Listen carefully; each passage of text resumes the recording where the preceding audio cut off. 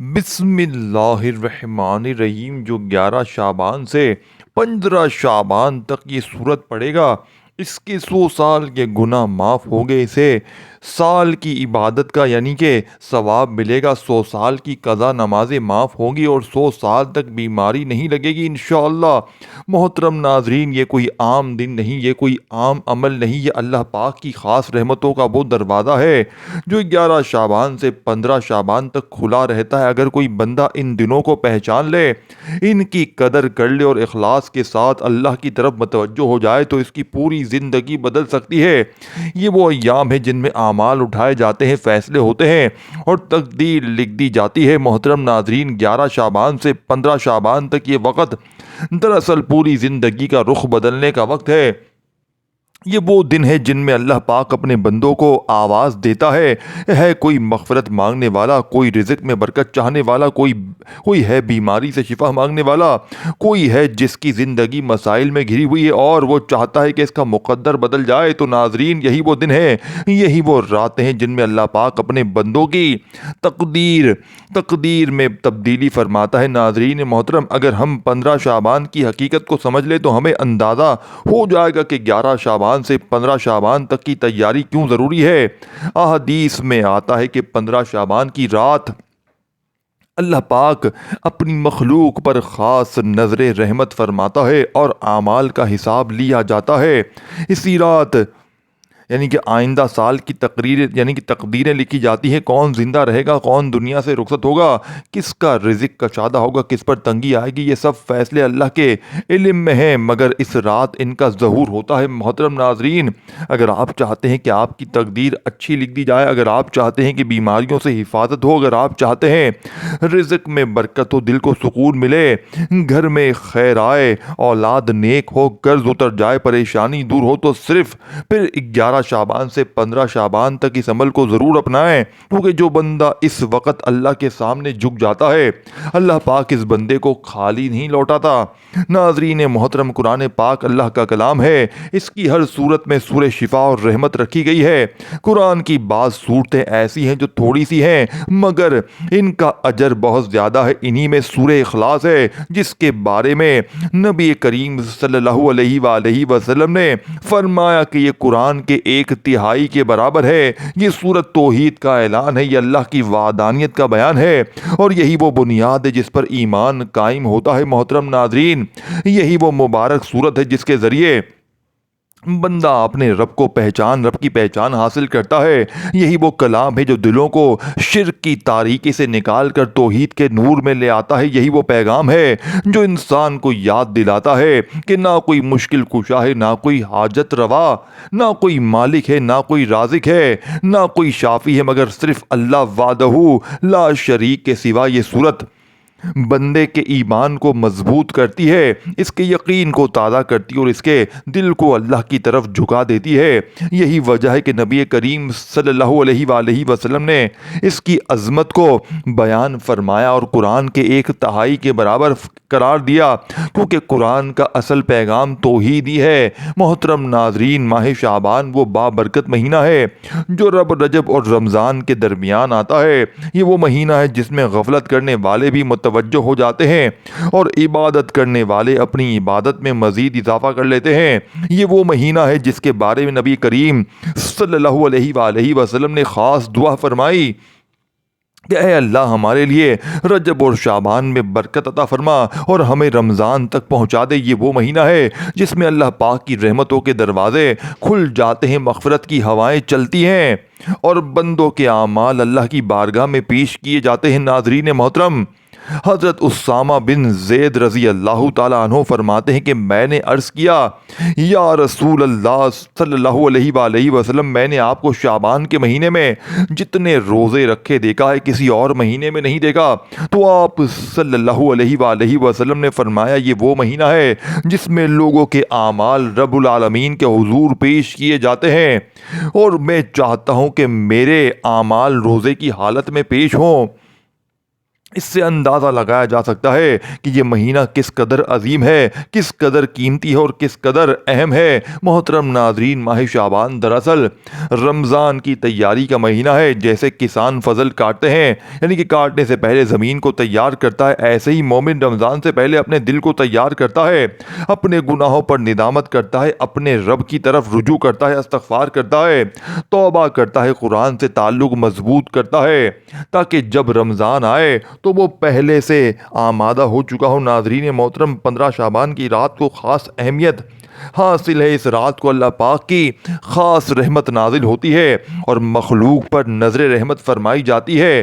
نبی کریم صلی اللہ علیہ وآلہ وسلم نے فرمایا کہ اللہ تعالیٰ شعبان کے نصف شب میں اپنی مخلوق پر نظر رحمت فرماتا ہے اور سب کو بخش دیتا ہے سوائے مشرک اور دل میں بغض رکھنے والے کے۔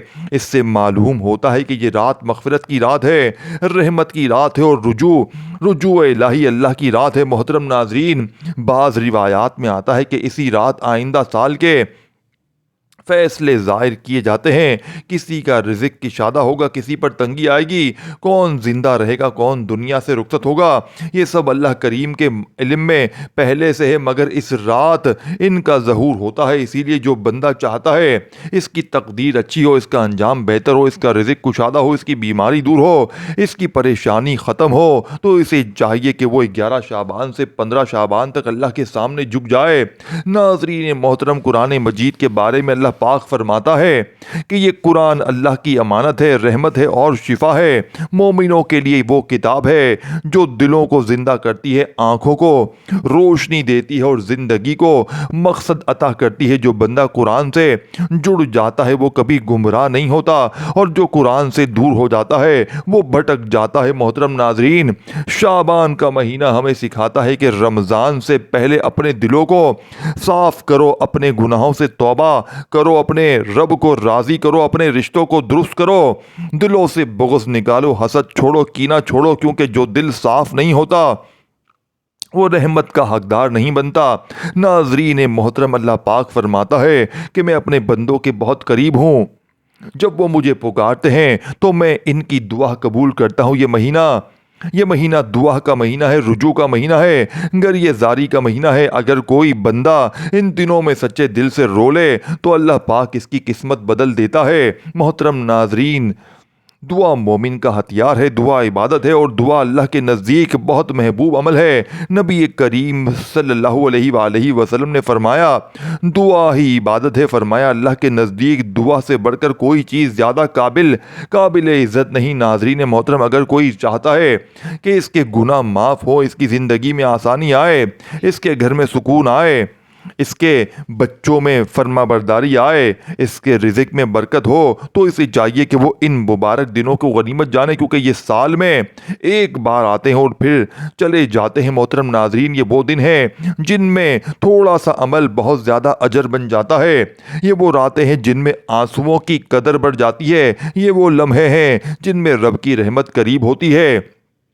بس شرط یہ ہے کہ بندہ سچے دل سے جھکے اور اپنے رب کو پکارے۔ ناظرین محترم، جو بندہ اللہ کے سامنے عاجزی اختیار کرتا ہے، اللہ اسے سر بلندی عطا فرماتا ہے۔ جو اللہ سے مانگتا ہے اللہ اسے عطا فرماتا ہے۔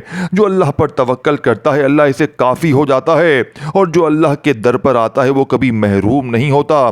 محترم ناظرین، آج اگر آپ اپنے ارد گرد دیکھیں تو ہر گھر میں کوئی نہ کوئی پریشانی ضرور آتی ہے، کہ کہیں گھریلو جھگڑے ہیں، کہیں میاں بیوی کے درمیان نفرتیں بڑھ چکی ہیں، کہیں ماں باپ اولاد کی نافرمانی سے ٹوٹ چکے ہیں، بیٹیاں جو جوان ہو کر رشتوں کے انتظار میں بیٹھی ہیں مگر بات کہیں نہیں بنتی، کہیں بیٹھے ہاتھ سے نکل رہے ہیں، کہیں رزق کی تنگی ہے کہ دن رات محنت کرنے کے باوجود برکت نہیں، کہیں قرض ہے جو اترنے کا نام نہیں لیتا، کہیں بیماری ہے جو علاج کے باوجود ختم نہیں ہوتی، کہیں دل کا سکون ختم ہو چکا ہے اور انسان مسکراتے ہوئے بھی اندر سے ٹوٹا ہوا ہے۔ محترم ناظرین، یہ وہ حالات ہیں جو انسان کو ڈپریشن کی طرف لے کر جاتے ہیں، مایوسی دل میں گھر کر لیتی ہے، نیند اڑ جاتی ہے، دل گھبراتا ہے اور انسان یہ سوچنے لگتا ہے کہ شاید اب اس کی دعا قبول نہیں ہوگی۔ مگر یاد رکھیں، یہ شیطان کا سب سے بڑا وار ہے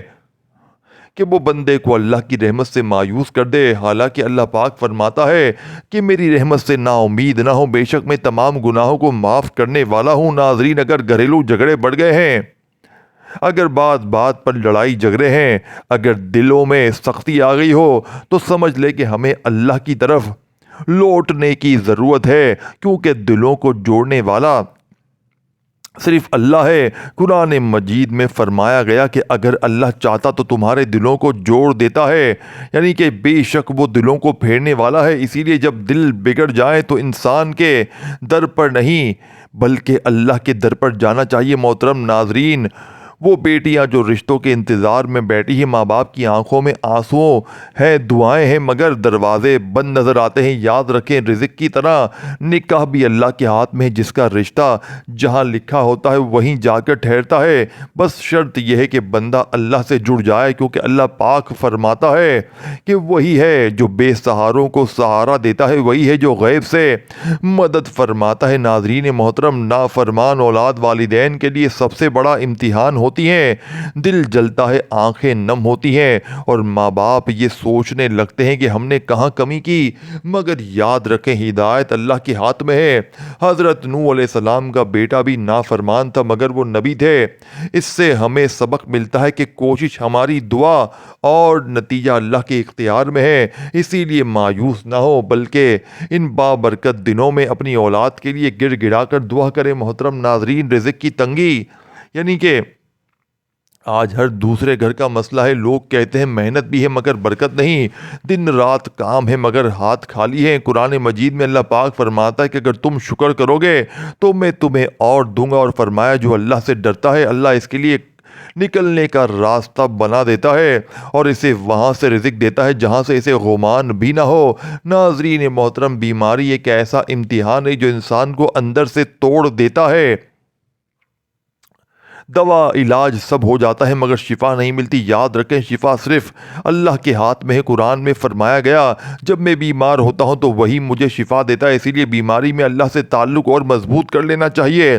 محترم ناظرین، یہ تمام پریشانیاں اس بات کی علامت ہے کہ ہمیں اپنے رب کی طرف لوٹنے کی ضرورت ہے، اور شعبان کا مہینہ اسی واپسی کا مہینہ ہے۔ یہی وہ وقت ہے جب اللہ پاک اپنے بندوں کو سنبھلنے کا موقع دیتا ہے۔ یہی وہ دن ہے جس میں تھوڑا سا عمل بڑی سے بڑی مصیبتوں کو ٹال دیتا ہے۔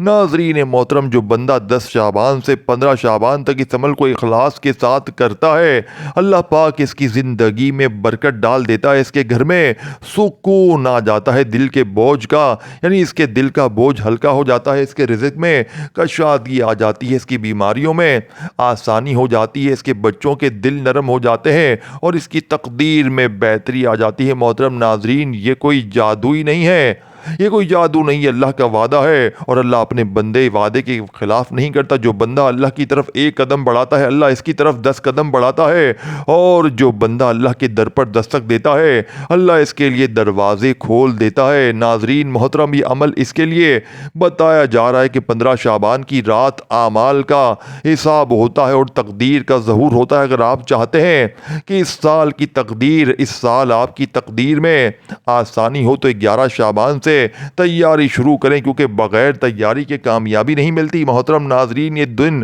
خاص ہیں، یہ خاص راتیں قیمتی ہیں، جو گزر گئی ہیں وہ واپس نہیں آئیں گی، اسی لیے ان دنوں کو ضائع نہ کریں، کیونکہ ہو سکتا ہے اگلا شعبان ہمیں نصیب ہو نہ ہو۔ ناظرین محترم، اللہ پاک ہمیں ان بابرکت دنوں کی قدر کرنے کی توفیق عطا فرمائے، ہمیں اپنی رحمت سے نوازے، اور ہمیں ان لوگوں میں شامل کر لے جن کی تقدیر میں خیر ہی خیر لکھی جاتی ہے۔ محترم ناظرین، اب میں آپ کو 11 شعبان سے 15 شعبان تک کا وہ بابرکت عمل بتاؤں گا جس کو آپ نے یقین کے ساتھ کر لیا تو اللہ پاک کی رحمت کے دروازے آپ پر کھل جائیں گے۔ شرط صرف ایک ہے کہ باوضو ہو کر، یعنی کہ شکر کریں اور دل میں کوئی شک نہ رکھیں۔ سب سے پہلے آپ نے درود پاک پڑھنا ہے، 1 مرتبہ درود پاک پڑھیں، درود ابراہیمی۔ درود پاک پڑھنے کی فضیلت یہ ہے کہ یہ دعا کی قبولیت کی کنجی ہے، یہ دل کے زنگ کو صاف کرتا ہے اور نبی پاک صلی اللہ علیہ وآلہ وسلم کی شفاعت کو قریب کرتا ہے۔ وہ درود پاک پڑھنے کے بعد آپ نے کلمہ طیبہ لا الہ الا اللہ محمد الرسول اللہ 100 مرتبہ پڑھنا ہے، یعنی 1 مکمل تسبیح پڑھنی ہے۔ اس کلمے کی فضیلت فضیلت یہ ہے کہ یہ ایمان کی جان ہے،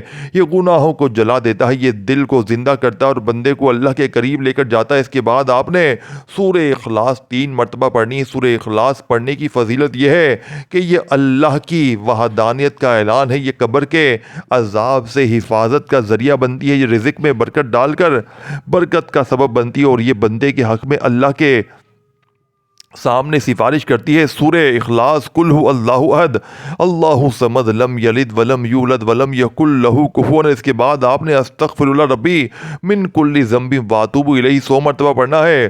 استغفار کی فضیلت یہ ہے کہ اس سے آسمان سے رحمتیں نازل ہوتی ہیں، زمین سے برکتیں نکلتی ہیں، رزق کے بند دروازے کھل جاتے ہیں اور بندے کے گناہ معاف ہو جاتے ہیں۔ محترم ناظرین، یہ عمل آپ کو 11 سے 15 شعبان تک روزانہ کرنا ہے، کیونکہ یہی وہ دن ہے جن میں تقدیر لکھی جاتی ہے۔ جو دن گزر گئے وہ گزر گئے ہیں، اگلے جو دن باقی ہیں ان کو غفلت میں نہ گزاریں۔ اگر آپ چاہتے ہیں کہ آپ کی تقدیر بدل جائے تو ان دنوں کو غنیمت جان لیں، یہی وہ موقع ہے جو سال میں ایک بار۔ محترم ناظرین، محترم نبی کریم صلی اللہ علیہ وآلہ وسلم شعبان کے مہینے میں کثرت سے عبادت فرمایا کرتے تھے، حتیٰ کہ صحابہ کرام کو محسوس ہوتا کہ آپ صلی اللہ علیہ وآلہ وسلم پورا شعبان روزے سے گزارتے ہیں۔ اس کی وجہ یہ تھی کہ یہ مہینہ رمضان کی تیاری کا مہینہ ہے اور اعمال کے اٹھائے جانے کا مہینہ ہے۔ محترم ناظرین، 15 شعبان کی رات کو اللہ پاک کی خاص رحمتیں نازل ہوتی ہیں، مگر یاد رکھے جو بندہ 11 شعبان سے تیاری کرتا ہے وہی 15 شعبان کی رات کا اصل فائدہ اٹھاتا ہے۔ اچانک ایک رات میں سب کچھ نہیں ملتا، بلکہ مسلسل عاجزی اور بندگی سے اللہ پاک راضی ہوتا ہے۔ ناظرین محترم، یہ عمل کوئی مشکل عمل نہیں، 5 سے 7 منٹ میں ہو جاتا ہے، مگر اس کا اجر 100 سال کی عبادت کے برابر ہے۔ اس کا اجر 100 سال کے گناہوں کی معافی ہے اور 100 سال تک بیماری سے حفاظت ہے، مگر شرط یہ ہے کہ یقین ہو۔ آخر میں سب کے لیے گزارش ہے کہ اگر اس ویڈیو پر آپ لوگوں کے لیے فائدہ ہو تو ویڈیو کو لائک کریں، اسے زیادہ سے زیادہ لوگوں تک شیئر کریں تاکہ وہ بھی اس خیر میں شامل ہو سکیں، اور چینل کو سبسکرائب کریں تاکہ ایسی بابرکت ویڈیوز آپ کے سامنے آتی رہیں، پہنچتی رہیں۔ کامنٹس میں اللہ رب العزت کے 99 ناموں میں سے کوئی ایک خوبصورت سا پیارا سا نام وسط رزق اور حصول برکت کے لیے تحریر فرمائیں۔ اللہ پاک ہمیں 11 شعبان 15 شعبان تک اس بابرکت دنوں کی قدر کرنے کی توفیق عطا فرمائے، ہماری تقدیروں کو بہتر فرما دے، ہمارے گناہوں کو معاف